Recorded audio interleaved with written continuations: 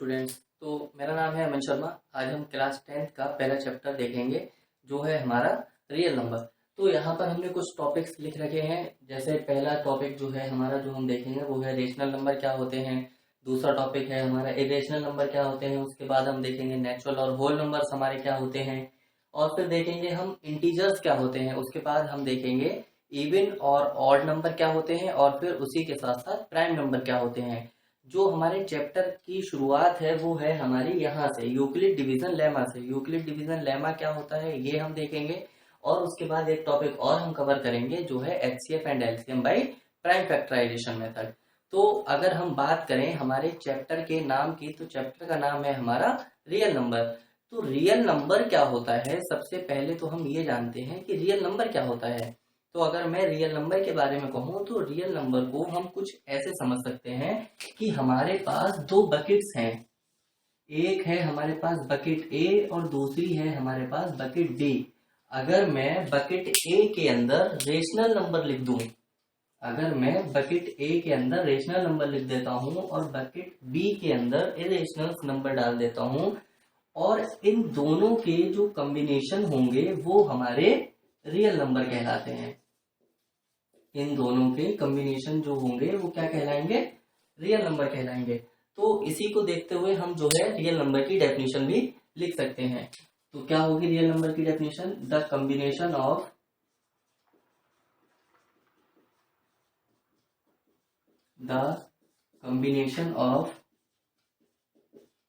Rational and irrational numbers. तो यहां से ये समझ में आ गया कि हमारा रियल नंबर्स क्या होता है। रियल नंबर जो होंगे वो हमारे रेशनल नंबर, और इरेशनल नंबर को जो जोड़ के जो बनता है वो होगा हमारा रियल नंबर। तो मतलब रियल नंबर के अंदर हम ये भी कह सकते हैं कि रियल नंबर के अंदर रेशनल नंबर भी आएंगे और रियल नंबर के अंदर इरेशनल नंबर भी आएंगे। अब एक क्वेश्चन यहाँ पर ये खड़ा होता है कि रेशनल नंबर क्या होता है, रेशनल नंबर क्या होगा हमारा। और यही हमने अपना पहला टॉपिक लिख रखा है कि रेशनल नंबर क्या होता है। अगर मैं रेशनल नंबर की बात करूं, जो हमारा बकेट ए में है रेशनल नंबर एक्चुअल में क्या होता है, जैसे हमने शुरुआत में बचपन में ये पढ़ा था कि हमारे पास एक फ्रैक्शन नाम की चीज होती है। फ्रैक्शन को हम कैसे लिखते थे, जैसे हम 1/2 लिखते थे, 2/3 लिखते थे, ऐसे ही हमारा रेशनल नंबर होता है। रेशनल नंबर में और फ्रैक्शन में एक छोटा सा डिफरेंस है, वो हम अभी आपको बताएंगे क्या होता है। तो हम रेशनल नंबर की अगर डेफिनेशन की बात करें तो रेशनल नंबर वो नंबर होते हैं जिन्हें हम P/Q की फॉर्म में लिख सकें, मतलब न्यूमरेटर अपॉन डिनोमिनेटर की फॉर्म में लिख सकते हैं। लेकिन उसके लिए एक शर्त होती है कि जो हमारा डिनोमिनेटर होगा वो कभी भी 0 नहीं होना चाहिए। तो हम इसकी पहले डेफिनेशन लिख लेते हैं, उसके बाद समझते हैं कि rational number is a number which is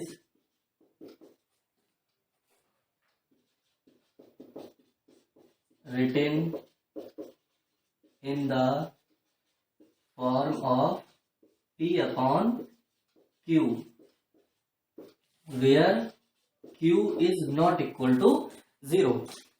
यहां से एक चीज समझ में आ गई कि हमारा जो रेशनल नंबर होता है उसको हम फ्रैक्शन की तरह भी समझ सकते हैं।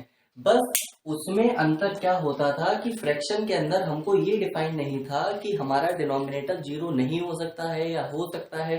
बट रेशनल नंबर के अंदर एक कंडीशन ये आती है कि जो हमारा डिनोमिनेटर होगा वो कभी भी किसी भी हालत में 0 नहीं होना चाहिए। अगर वो 0 हो गया तो हमारी वैल्यू हम देखते हैं क्या हो जाएगी।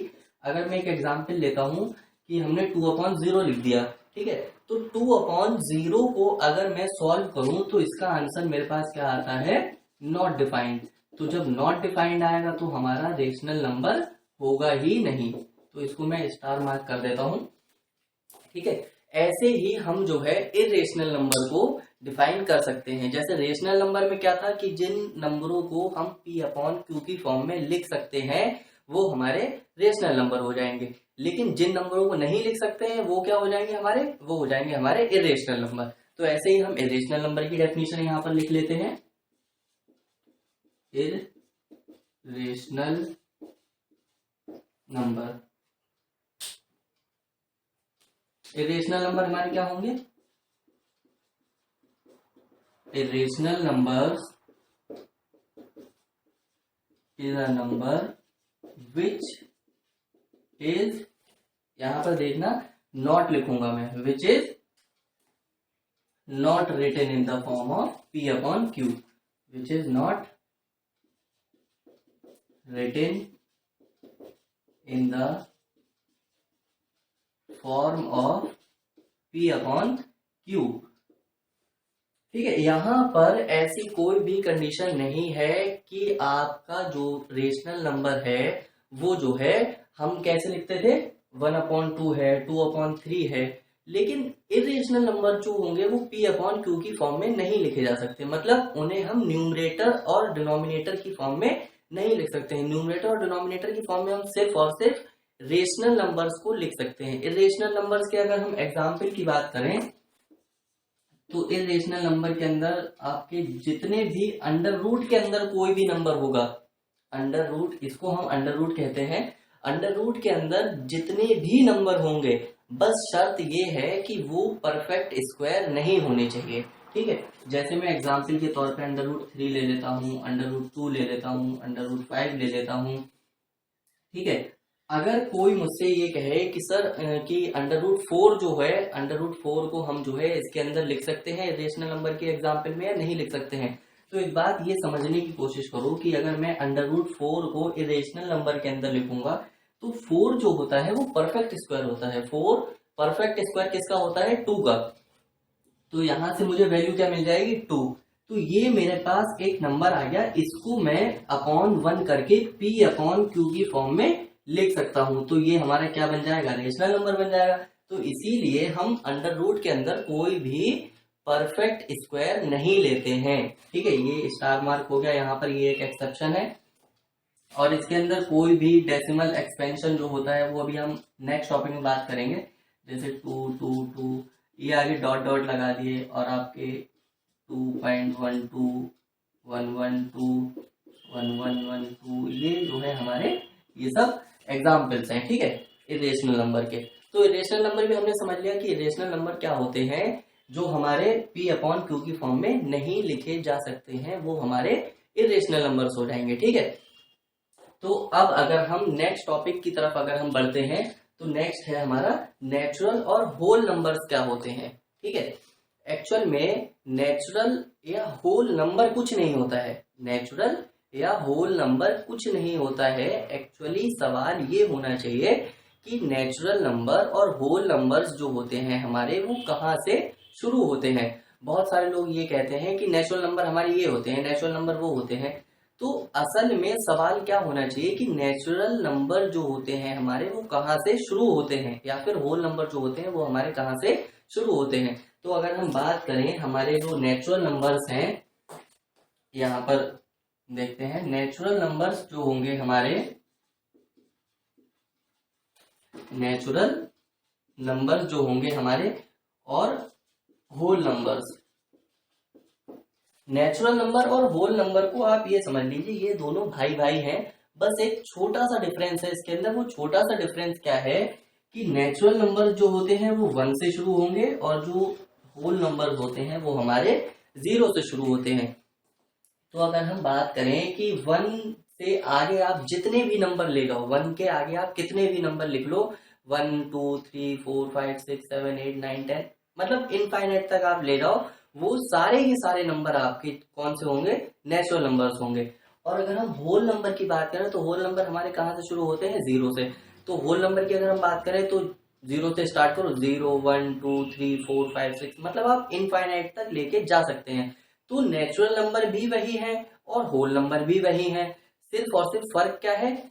नेचुरल नंबर जो होता है वो हमारा 1 से शुरू होता है और जो होल नंबर होता है हमारा वो 0 से शुरू होता है। तो अगर हम इनकी डेफिनेशन लिख लें तो नेचुरल नंबर क्या कह सकते हैं हम? Starts with 1। ठीक है, और इसके अंदर हम क्या कह सकते हैं कि स्टार्ट्स विद 0। ठीक है, फर्क आपको समझ में आ गया। फर्क सिर्फ और सिर्फ कितना है कि ये 0 से शुरू हो जाता है होल नंबर हमारा, और नेचुरल नंबर जो होता है वो हमारा 1 से शुरू होता है। ठीक है, इसके अलावा कोई फर्क नहीं है। नेचुरल नंबर और होल नंबर दोनों ही सेम है। नेचुरल नंबर के अंदर भी 2 आता है, होल नंबर के अंदर भी 2 हम लिख सकते हैं। फर्क क्या है, सिर्फ और सिर्फ ये 0 से शुरू हो रहे हैं और नेचुरल नंबर हमारे 1 से शुरू हो रहे हैं। नेक्स्ट टॉपिक है हमारा इंटीजर्स। इंटीजर्स की अगर हम बात करें तो इंटीजर जो होते हैं हमारे वो 2 टाइप्स के होते हैं। देखते हैं हमारे इंटीजर्स कितने टाइप के होते हैं।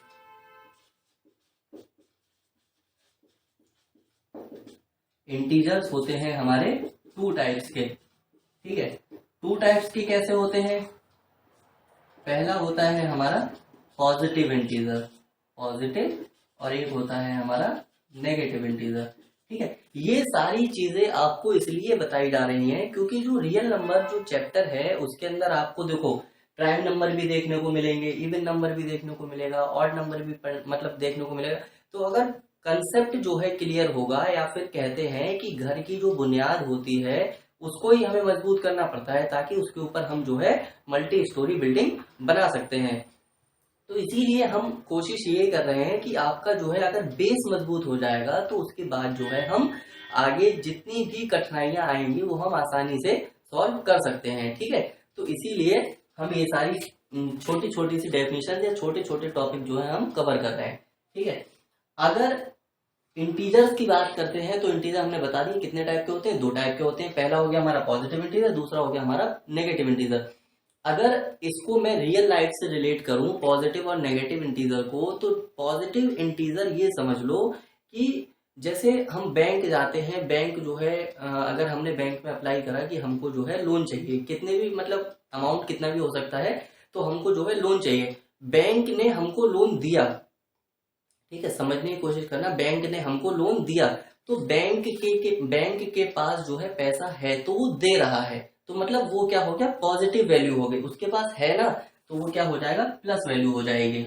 और हमने बैंक से लोन लिया तो मतलब हमारे पास कमी थी तो इसीलिए हमने बैंक से लोन लिया, तो मतलब हमारी जो वैल्यू होगी वो हो गई इस टाइम नेगेटिव। ठीक है, तो मतलब अगर हम रियल लाइफ से रिलेट करते हैं तो भी हमारी समझ में आ गया। अब पॉजिटिव इंटीजर के अंदर क्या होता है, इंटीजर समझने के लिए अगर हम एक छोटा सा टॉपिक और कवर करें तो एक टॉपिक ये समझिए, नंबर लाइन। नंबर लाइन जैसा हमने बहुत बचपन में पढ़ा ही होगा कि नंबर लाइन क्या होती है। नंबर लाइन एक ऐसी लाइन जिसके ऊपर हम नंबर्स ड्रॉ कर सकते हैं। ठीक है, देखो यहाँ बीच में, यहाँ पर बीच में क्या होता है, 0, बीच में होता है हमारा 0, और 0 से आप राइट हैंड साइड में जितना भी जाएंगे वहां आपको पॉजिटिव वैल्यू मिलेगी। समझ रहे हैं, 0 से आप राइट हैंड साइड में कितना भी चले जाइए आपको पॉजिटिव वैल्यू मिलेगी। देखो 1 है, 2 है, 3 है, 4 है, 5 है, 6 है, आगे आप इनफाइनाइट बिल्कुल जा सकते हैं, कोई इशू नहीं है, कोई इसकी लिमिट नहीं है कि आप जो है यहीं तक नंबर्स लिख सकते हैं। आप जहां तक चाहें वहां तक आप नंबर लिख सकते हैं। और 0 से लेफ्ट हैंड साइड में आप जितना भी आएंगे, 0 से लेफ्ट हैंड साइड में जितना भी आएंगे उतना ही आपको नेगेटिव वैल्यू मिलेगी। -1, -2, -3, -4, -5, -6। ठीक है, तो यहां से एक चीज, अगर इसी नंबर लाइन को मैं जो है इंटीजर्स से रिलेट करूं तो इंटीजर से रिलेट करने पे मुझे क्या पता चलेगा कि 0 से जितने भी बड़े नंबर हैं वो सारे मेरे हो जाएंगे पॉजिटिव इंटीजर्स, और 0 से जितने भी छोटे नंबर हैं मतलब माइनस वाले जितने भी नंबर हैं वो हो जाएंगे मेरे नेगेटिव इंटीजर। ठीक है, तो पॉजिटिव और नेगेटिव इंटीजर भी अब हमको समझ में आ गया, और इंटीजर हमने कवर कर ही लिया है। पॉजिटिव 2 तरीके के होते हैं, पॉजिटिव हो गया और दूसरा नेगेटिव हो गया, तो इसको हमने नंबर लाइन पे भी रिलेट करके दिखा दिया। अब नेक्स्ट देखते हैं इवन और ऑड और प्राइम नंबर हमारे क्या होते हैं। देखिए इवन नंबर क्या होते हैं हमारे, इवन नंबर हमारे वो नंबर होते हैं जो 2 से डिवाइड हो जाते हैं। इवन नंबर क्या होते हैं, जो 2 से डिवाइड हो जाते हैं। देखो यहाँ पे लिख ले रहे हैं, इवन नंबर और ऑड नंबर और हमारा प्राइम नंबर। ठीक है, इवन नंबर क्या होगा हमारा, एक ऐसा नंबर जो 2 से पूरी तरह से डिवाइड हो जाए, डिवाइड होने के बाद रिमाइंडर उसका जीरो बचना चाहिए, ठीक है।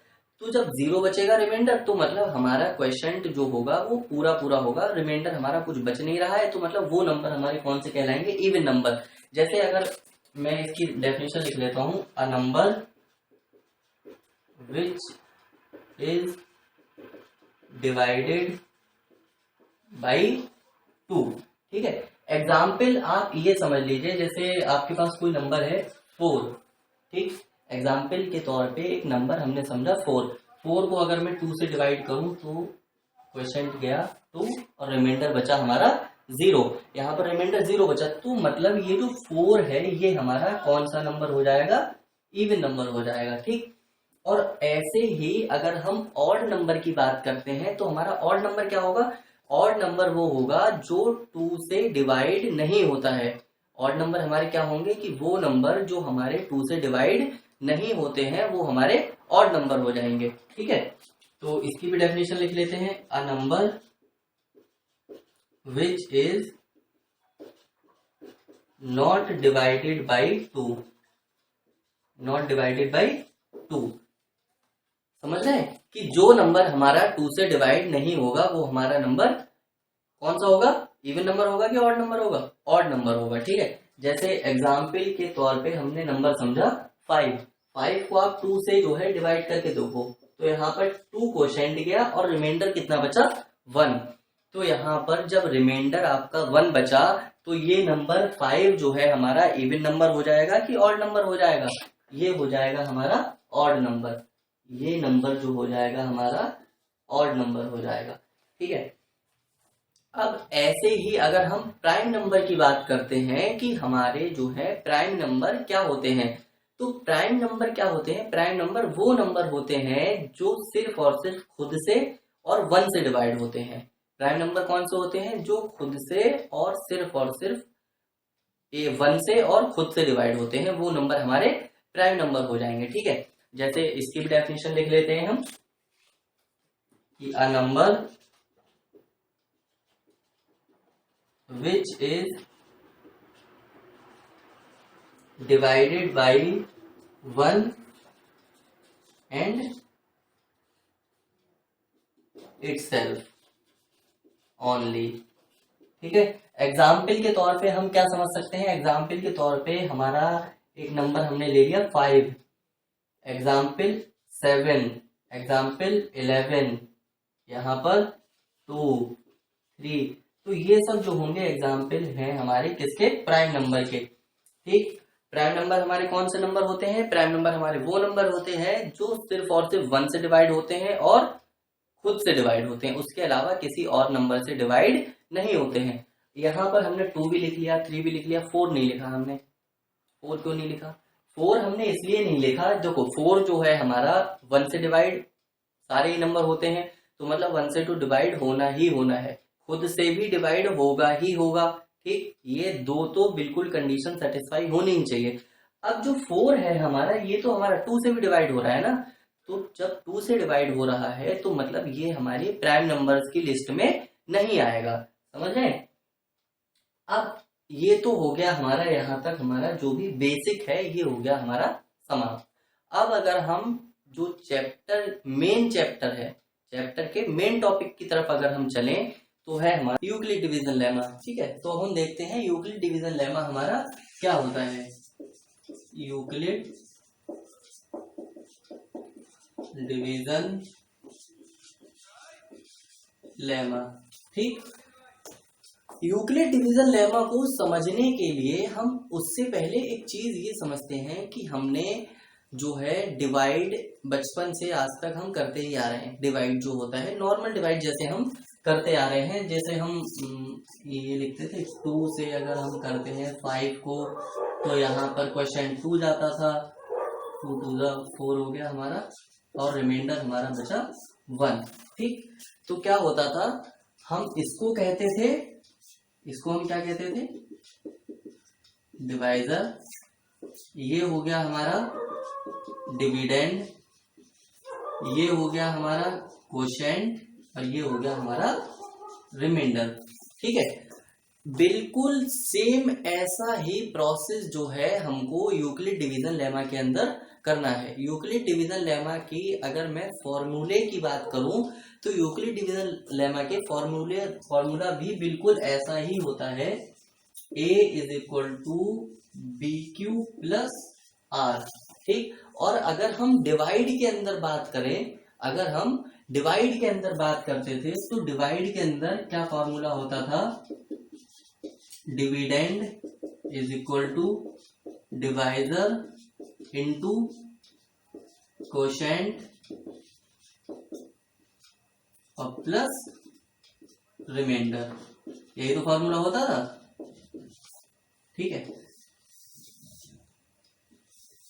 ये फॉर्मूला हो गया हमारा डिविडेंड निकालने का। और ऐसे ही हम जो है यूक्लिड डिवीजन लेमा में यही प्रोसेस जो है बिल्कुल सेम प्रोसेस हम करते हैं। तो यूक्लिड डिवीजन लेमा को अगर हम जो है बिल्कुल अच्छे से अगर हमको समझना है तो हमको ये जो प्रोसेस है जो हम डिवाइड आज तक करते आ रहे हैं इसको हमें मजबूत करना पड़ेगा, समझे आप। तो ये फार्मूला किसका हो गया हमारा, डिविडेंड निकालने का, मतलब dividend is equal to divisor into quotient plus remainder. और यूक्लिड डिवीजन लेमा के अंदर हमारा फॉर्मूला क्या होता है, a is equal to B Q plus are.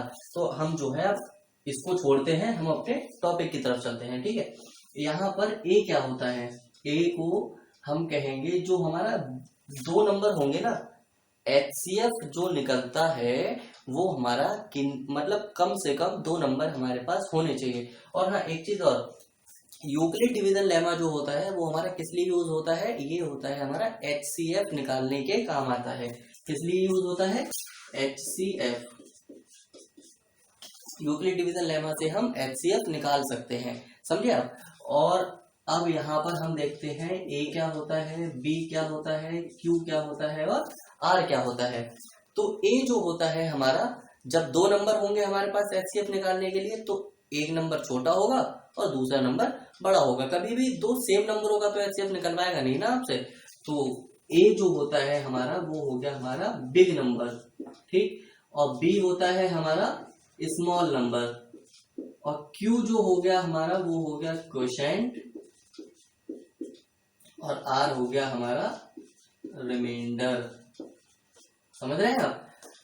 अगर इसी चीज को हम बिल्कुल ही अगर डिवाइड के तरीके से करना है तो A को आप डिविडेंड कह सकते हो, B को आप डिवाइजर कह सकते हो, Q को आप कोशेंट कह सकते हो, R को आप रिमाइंडर कह सकते हो। ठीक है, अगर हम इसके एक एग्जाम्पल की बात करें, जैसे एक एग्जाम्पल जो है क्वेश्चन समझ लीजिए कि 24 और 18 का HCF निकालना है। किससे निकालना है, यूक्लिड डिवीजन लेमा से हमको 24 और 18 का HCF निकालना है। ठीक, तो इसके अंदर क्या प्रोसेस होते हैं वो हम इस क्वेश्चन की मदद से समझने की कोशिश करते हैं। यहाँ पर देखो इन दोनों में से बड़ा कौन है, A जो होगा वो हमारा बड़ा होगा ना। तो इन दोनों में बड़ा नंबर कौन सा है, वो हो गया 24, और छोटा नंबर कौन सा है, 18 है।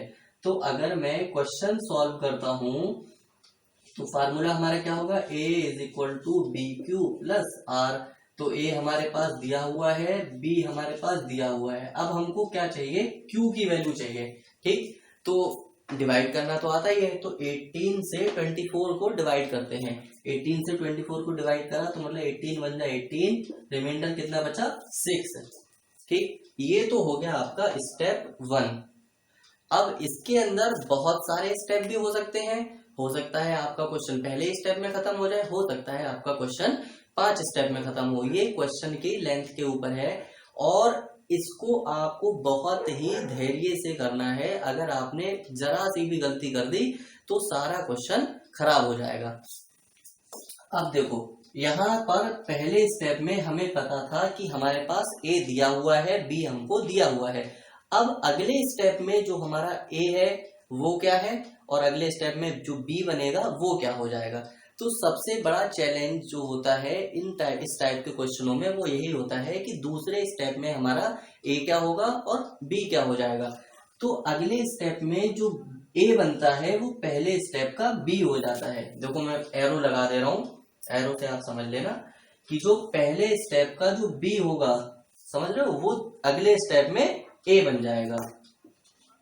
ठीक है, ये 18 ये वाला इधर आ गया, मतलब जो पहले स्टेप का बी है वो नेक्स्ट स्टेप का ए बन जाएगा। देखो बार बार रिपीट कर रहा हूं इसीलिए कि बात जो है क्लियर हो जाए, कोई भी डाउट नहीं रहना चाहिए। ठीक है, अब चलो ए तो पता चल गया, बी क्या होगा, बी हमारा क्या होगा, देखो ए ही तो पता चला है, बी तो हमें पता नहीं चला है, सेम वैल्यू तो हम ले नहीं सकते हैं। तो जो बी होगा वो हमारा जो रिमाइंडर होता है पहले पार्ट में, पहले स्टेप में जो रिमाइंडर होता है वो हमारा अगले स्टेप में बी बन जाता है। ठीक है, तो ये बन गया हमारा बी। अब हम क्वेश्चन सॉल्व कर सकते हैं आगे। एक सबसे बड़ी बात ये रहेगी कि हमको क्वेश्चन जो है कहाँ तक सॉल्व करना है, या हमें कितने स्टेप फॉलो करने हैं, या हमें कितने स्टेप करने हैं। तो आपको स्टेप गिनती नहीं करनी है कि कितने स्टेप हो रहे हैं, जितने स्टेप हो रहे हैं होने दीजिए। बस कब तक करना है, जब तक रिमाइंडर की वैल्यू 0 नहीं आ जाती है तब तक आपको क्वेश्चन सॉल्व करना ही करना है। अगर आपने बीच में क्वेश्चन छोड़ दिया तो टीचर आपका नंबर जो भी होंगे वो सब काट देगा। ठीक है, अब 6 से हमको जो है 18 को डिवाइड करना है, 6 3 जा 18, ये तो पूरा पूरा कट गया, रिमाइंडर बचता है हमारा 0। अब क्वेश्चन को मैं रोक सकता हूं कि मैं यहीं पर मेरा आंसर आ गया। ठीक है, मैंने क्या बोला था कि मुझे रिमाइंडर जो है 0 चाहिए, वो मुझे रिमाइंडर की वैल्यू 0 मिल गई, रिमाइंडर की वैल्यू मिल गई। अब जब मुझे रिमाइंडर की वैल्यू मिल गई तो मैं, ये तो मुझे पता चल गया कि मैं यहाँ पर क्वेश्चन अपना रोक सकता हूँ, लेकिन आंसर क्या होगा मेरा, ये भी तो बात है ना कि मेरा आंसर क्या होगा। मैंने क्वेश्चन तो रोक दिया कि मेरा क्वेश्चन इससे आगे नहीं होगा, तो आंसर जो होता है वो होगा हमारा, जो हमारा बी रहेगा, जो हमारा बी रहेगा वो हमारा HCF हो जाता है, HCF इक्वल टू 6 हो जाएगा। अगर ऐसे ही हम एक एग्जाम्पल और देखें, एक एग्जाम्पल अगर हम और देखें, 6 और 19 को, 6 और 19 का हमको HCF निकालना है, तो अब हम थोड़ा तेजी से करेंगे कि हमारा इसका HCF क्या होता है। हम पहले फॉर्मूला लिखते हैं, A is equal to BQ plus R। इसमें बड़ा नंबर कौन सा है हमारा, 19 है, छोटा नंबर हमारा 6 है। अब 19 को 6 से डिवाइड करो, 6 3 जा 18 प्लस 1 रिमाइंडर आ गया इसमें। ठीक है, अब ये वाला जो होगा पहले स्टेप का बी होगा वो अगले स्टेप में ए बन जाएगा, और जो पहले स्टेप का आर होगा वो हमारा क्या बन जाएगा, बी बन जाएगा नेक्स्ट स्टेप में। 1 से 6 को डिवाइड करिए, 6 प्लस 0, मतलब मैं क्वेश्चन रोक सकता हूँ अपना, और मेरा आंसर यहाँ से क्या आ गया, आंसर मेरा आ गया 1 क्या हो गया यहाँ पर, HCF हो गया हमारा। ठीक है, तो आई होप कि ये दोनों क्वेश्चंस जो है आपको समझ में आए होंगे बहुत अच्छे से, और जो है इसके अंदर कोई भी तोप नहीं है, बस इतना ही है कि 2 स्टेप आपको फॉलो करने हैं, डिवाइड के तरीके से क्वेश्चन करना है, और दूसरा स्टेप क्या है, जब तक रिमाइंडर आपका 0 नहीं आता है तब तक आपको क्वेश्चन सॉल्व करते रहना है। ठीक है, बाकी कोई भी इसमें पहाड़ नहीं है। तो अब अगर हम बात करते हैं अपने अगले टॉपिक की, HCF and LCM by prime factor method.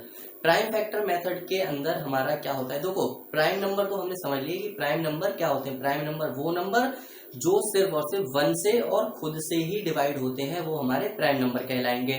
ठीक है, अब प्राइम फैक्टर क्या होते हैं, प्राइम फैक्टर हमारे क्या होते हैं, चलो देखते हैं प्राइम फैक्टर हमारे क्या होते हैं।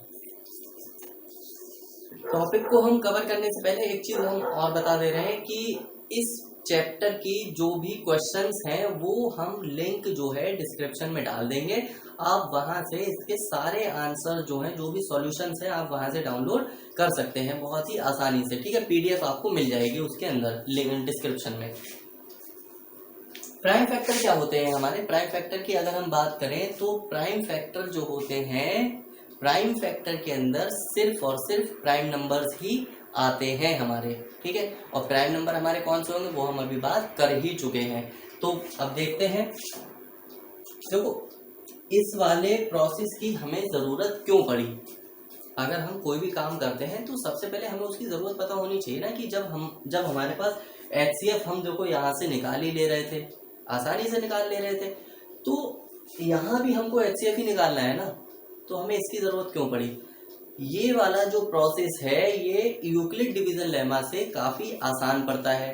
दूसरा इसका एडवांटेज क्या होता है, इसके अंदर हम एलसीएम भी निकाल सकते हैं, एलसीएम भी निकाल सकते हैं। लेकिन यूक्लिड डिवीजन लेमा के अंदर क्या होता था हमारा, हम एलसीएम नहीं निकाल पा रहे थे, हमको सिर्फ और सिर्फ एचसीएफ ही मिल रहा था वहां से।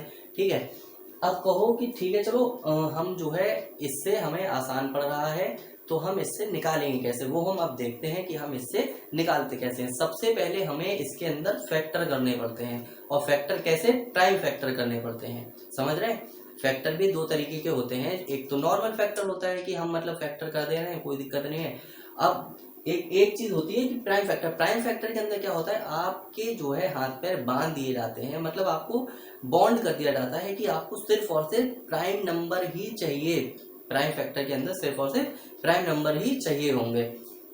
तो देखते हैं हम जो है एक क्वेश्चन की मदद से ये टॉपिक समझने की कोशिश करते हैं। जैसे हमारे पास कोई भी ये नंबर्स हैं, 18 है, 24 है, यही हम नंबर्स ले लेते हैं जो हमने अभी क्वेश्चन करा था यूक्लिड डिवीजन लेमा से, हम वही एग्जाम्पल यहाँ पर लेके चलते हैं। ठीक है, तो 18 और 24 का हमको एचसीएफ और एलसीएम चाहिए, किसकी मदद से, प्राइम फैक्टर मेथड की मदद से। तो सबसे पहले हम 18 और 24 के हम प्राइम फैक्टर कर लेते हैं, 18 और 24 के प्राइम फैक्टर कर लेते हैं। ठीक है, 2 इंटू 3 इंटू 3, ठीक है, 2 3 6 और 6 3 18, मतलब ये इसके प्राइम फैक्टर हो गए। देखो प्राइम नंबर ही है, 2 और 3 दोनों ही प्राइम नंबर है। अब 24 की बात करो, 2 इंटू 2 ये कितना हो गया, 4, 4 2 8 और 3 24। ठीक है, ये जो है हमारे प्राइम फैक्टर, देखो प्राइम नंबर ही है, 2 है और 3 है, 2 और 3 के अलावा तो कुछ नहीं है। अब जो है प्राइम फैक्टर तो हमने कर लिया, मतलब हमारा पहला स्टेप जो है वो पूरा हो गया। अब अगले स्टेप में हमें कुछ नहीं करना है, सिर्फ और सिर्फ आंसर लिख देना है। अब देखते हैं आंसर हम लिखते कैसे हैं। यहाँ लिखेंगे हम एचसीएफ, यहाँ लिखेंगे हम इसका एलसीएम। एचसीएफ हम क्या लिखेंगे, एचसीएफ हम जो है क्या लिखेंगे, एचसीएफ हम कैसे लिखते हैं, देखिए जो 18 और 24 के फैक्टर्स के अंदर जो भी कॉमन नंबर जो आए हैं या जो भी कॉमन फैक्टर आए हैं वो हम अलग लिख लेंगे एचसीएफ में, वो हम लिख लेंगे एचसीएफ में। जैसे इसके अंदर आप सर्किल कर लो, देखो 18 और 24 के फैक्टर देखो 2 है, यहाँ भी 2 है, तो मतलब ये एक कॉमन है, ये एक कॉमन है इसके अंदर, तो मैं यहाँ पर 2 लिख लिया मैंने। ठीक है, और क्या कॉमन है, यहाँ पर 3 है, यहाँ पर 3 है, मतलब एक 3 मैं यहाँ से ले सकता हूँ, तो ये मेरा 3 आ गया। इसके अलावा और कुछ तो कॉमन दिख नहीं रहा है, और कोई नंबर या फैक्टर तो इसके अंदर कॉमन तो है नहीं, तो एचसीएफ जो है कितना आ गया, 6 आ गया। और देखो इस वाले मेथड से, यूक्लिड डिवीजन मेथड से भी हमारा एचसीएफ कितना आ रहा था, 6 ही आ रहा था। तो मतलब यहाँ से भी हमारा आंसर सही आ रहा है, वहां से भी आंसर हमारा सही आ रहा है। बस क्या है कि यहाँ से हमको एक एडवांटेज ये मिल गई कि हम यहाँ से एलसीएम निकाल सकते हैं, वहां हम एलसीएम नहीं निकाल सकते थे। अब देखो एचसीएफ तो हमने निकाल लिया, एलसीएम हम कैसे निकालेंगे, एलसीएम हम कैसे निकालेंगे, तो देखो जो हमारा एचसीएफ है, जो हमारा एचसीएफ है, हम बिल्कुल एचसीएफ को एज इट इज उतार देते हैं। ठीक, कोई दिक्कत नहीं है। बाकी जितने भी रिमेनिंग फैक्टर्स इसके अंदर बचते हैं वो सारे के सारे इसके अंदर आप उतार दीजिए। ठीक, क्या क्या बचा हमारा, 3 बचा, 2 बचा, 2 बचा, मतलब 2 इंटू 2 इंटू 3, तो यहाँ से आप मल्टीप्लाई कर लीजिए, 2 3 6, 2 12, 24 और ये आ गया 72। ठीक, तो यहाँ से हमारा एलसीएम भी निकल आया और एचसीएफ भी निकल आया बहुत ही आसानी से। बाकी इसके जो भी क्वेश्चंस हैं और 2 टॉपिक्स बचे हुए हैं, एक टॉपिक बचा हुआ है डेसिमल एक्सपेंशन वाला, वो हम अगले लेक्चर में कवर करेंगे। और बाकी कुछ जो है इम्पोर्टेंट क्वेश्चंस जो हैं यूक्लिड डिवीजन लेमा के और प्राइम फैक्टर मेथड के जो भी इम्पोर्टेंट क्वेश्चन है वो हम अगले लेक्चर में डिस्कस करेंगे। तब तक के लिए थैंक यू।